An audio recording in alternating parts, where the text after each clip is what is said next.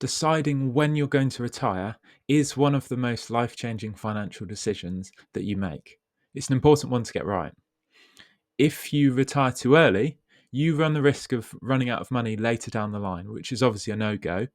And if you retire too late, you might waste healthy years working when you could be out there in the world doing the things you want to be doing, enjoying a comfortable retirement. If retirement is a while away for you, it's good to have an idea of when is going to be realistic for you and when you would ideally like it to be, so that you have a chance to do something about it if you need to. If it's creeping up on you, maybe it's in the next 5 or 10 years, it's about finding out what is the right retirement age for you. And that's not always just about the money. This is the first of weekly videos I'm going to be doing over the next few months, all about big decisions that can have big impacts on your finances, both now and in the future. So, welcome to week one of Big Decisions. This is When Should I Retire?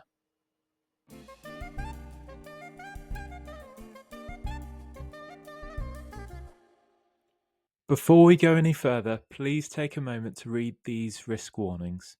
I'll put them below as well, so please scroll down or pause to read through them. Right, let's crack on with the video. When I ask people when they think they can afford to stop working, most people say state pension age, which will be 68 if you're currently 46 or younger, or if you're older than 46, it's either going to be 67 or 66 for a few people. Now, most people would like to stop working before that, and I'm definitely in that boat. And in a lot of cases, they can, but quite a few people still don't. There are a few reasons for this, but one is because they just don't know if they can afford to do it. And even if they think they can afford to do it, some people just don't want to stop working, which is absolutely fine. And some people just carry on because they don't know how early they can afford to do it. They know they can do it early, but they just don't know when. So they default to the safe option, which is state pension age. I'm going to show you how I help people work out when they're going to stop working. And I'm going to do this using an example couple and some clever financial planning software.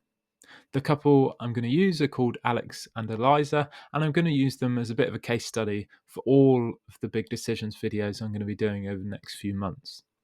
They aren't real clients of mine, by the way, just to say that. I've completely made them up. So, to give you some background around them, Eliza is a finance manager. Alex runs an IT consulting business as a limited company. They're both 37 years old. They've got a 3-year-old and they've got another one on the way. They've got a house with a mortgage, some savings, and a couple of pension pots. And what I've built for them is something called a cash flow model. Now, the idea of this is to build a picture of what their financial future could look like using details about their finances now and in the future, details about their life, and their plans moving forward. And for this, we need to factor in their incomes, their spending patterns, their assets currently, and anything else that could have a big impact on the model. We then use assumptions for things like inflation, investment returns, and cash returns, and adapt the model over time as things change. You can then use this model to help make big decisions.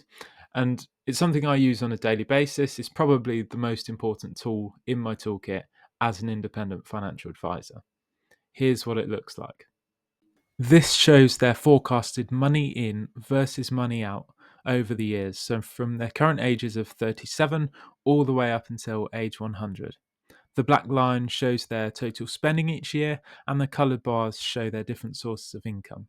So in these years where the income's above the black line, they've got spare income. And this puts everything into today's terms, so it factors in inflation, and we've modelled them retiring at age 68.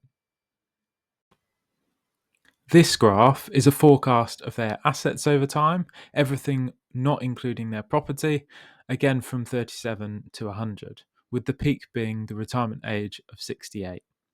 Each of these bars is a different asset, so we've got the pensions in blue and the others are cash accounts or investment accounts. This shows that they've got a good chunk left over at age 100 if they were to retire at 68. Right, so using the same assumptions, let's see what happens if we move the retirement ages forward to age 60. And this is what the cash flow model looks like. So this shows they're running out of money in their late 70s. They definitely can't afford to retire at age 60. Right, so 60 was too early, 68 was too late. We're going to try 66. And this is what the cash flow model looks like. So there's 2 years here before the state pension that they've got to fund. But this graph shows that they've still got enough to live to 100.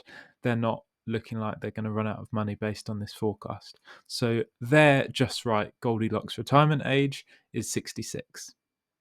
Okay, so that gives us the starting point for Alex and Eliza. And over the next few weeks, we're going to look at some decisions that might help them bring that retirement age forward. Next week, we're going to be talking about job offers.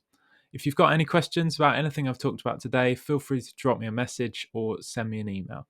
Thank you very much for watching.